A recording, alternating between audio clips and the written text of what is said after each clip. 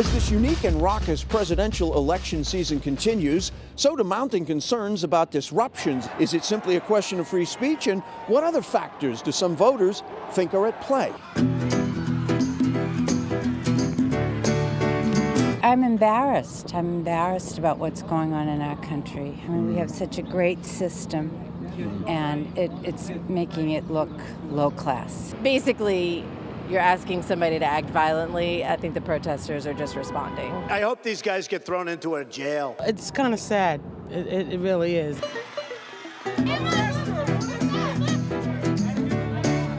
We've got candidates, especially Trump, complaining that they feel like their free speech is being infringed, which is a load of malarkey. Inciting hatred is not the way to resolve it. But violence has no place in American politics. It's occurred in the past. This isn't the first time. Your solution is to vote against them. And I know today isn't St. Patrick's Day, but it's St. Patrick's weekend. And still wearing the green today is Marianne Omar. She's analyzing for the Democratic side. And Erika Fernström, he's the wearing of the green. Half Irish. Half Irish. Which half? I'm not going to ask. There you go. I want to ask you about we saw a lot of violence in Ted's piece. Trump warns of violence. He said there'll be riots. There'll be riots if I'm not nominated in Cleveland. Is that a signal to his followers, Eric? It's a bad choice of words, no question. But look, But it's deliberate. If he goes to Cleveland and he's the delegate leader and he does not get the nomination, there's going to be a lot of unhappy people. Could it be another Teflon moment for him, Marianne? Yeah. I mean, the reality is he's sending a signal to the Republican Party, don't mess with the rules if I'm close or have the delegates. It's a message to his supporters.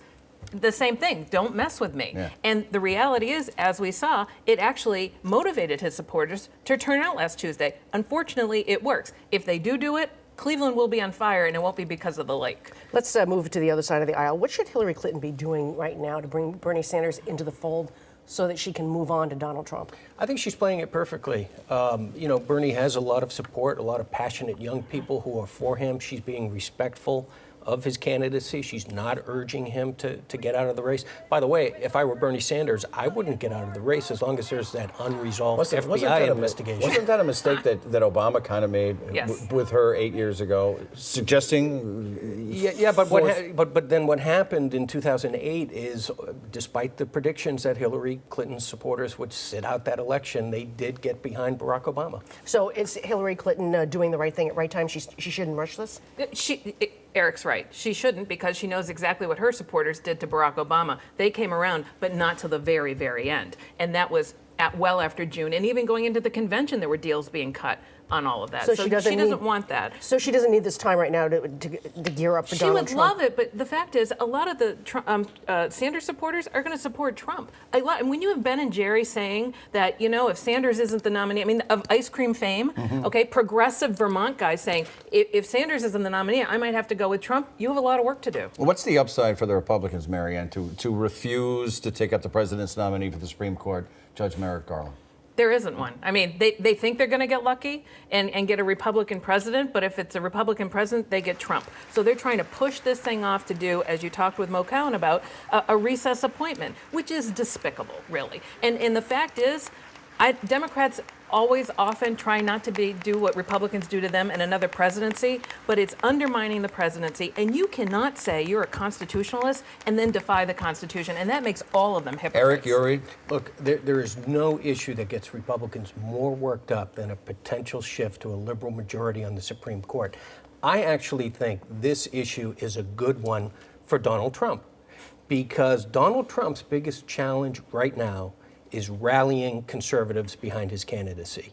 He is unorthodox, but he has taken a lot of conservative positions, and one of them is appointing a Scalia-like judge to fill the current vacancy on the court. If I were Trump, I would run with this and get as many conservatives behind me as possible. Can you see if Hillary Clinton, can you see a delay until the election? And if Hillary Clinton is elected, then they'll run Merrick Garland through before Hillary Clinton is sworn in? They're all but saying that. But the reality is, in the process, it's going to cost them the Republican Senate. And as a Democrat, I'm good with that. Hello, Kelly Ayotte. You've served your term. Let's move to state politics. Steve Wynn paid a rare visit to Massachusetts, and he had a no-holds-bar reaction to Somerville Mayor Joe Curtatone, his complaints about the casino hurting the environment. Let's take a listen. You got to be kidding. So, why is Curtatone persisting? Wynn says he will not get one extra penny, Marianne.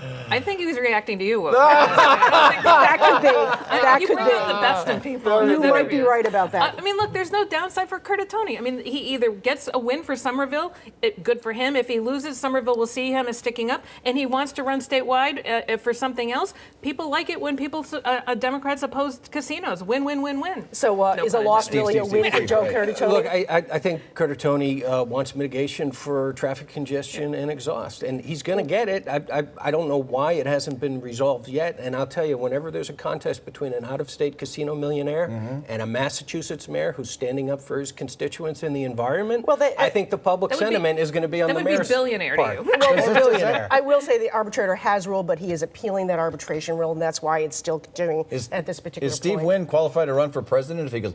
Perhaps. Perhaps. Really? All right, Trump has done worse. Southie will get the entire parade today. A federal judge sided with the parade organizers who were very critical of Mayor Walsh's efforts. Listen to this. Abuse of discretion by a heavy-handed mayor.